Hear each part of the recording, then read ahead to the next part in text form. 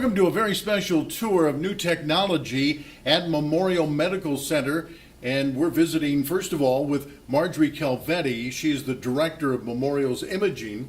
We want to find out about the new technology. What's different from before and what do we have now here at the Memorial Medical Center's Bayless building.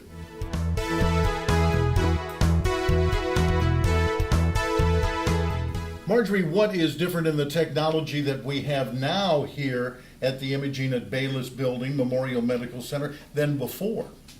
We have expanded services here at the Bayless building during our construction phase in adding a 3 Tesla MRI machine. And an MRI looks at soft tissue of the body, slices you up kind of like a loaf of bread, and then puts you back together.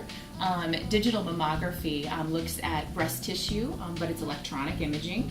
Ultrasound uses sound waves to look at the body and looks at soft tissue structures. Our CT scanners looks at anatomy and bony structures and soft tissue, and it uses X-ray to chop you up kind of like a loaf of bread to look at you cross-sectionally. Our MCT, our PET scanner, looks at the body's function, and it's used for oncology services amongst several others, but it looks at tumors and stages tumors. Our molecular imaging department, our SPECT scanners, they look at the function of the body to make sure that your digestive tract is working correctly or your gallbladder's processing correctly.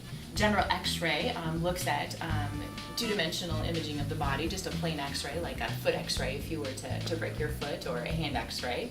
So we have expanded our services drastically during this construction process.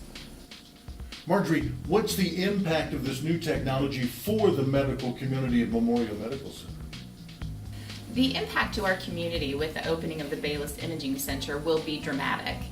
The access for our community, we will offer same-day services for our community. And since Memorial services a very large central Illinois population, patients can come to our facility and have all the services they need without coming back and forth multiple times.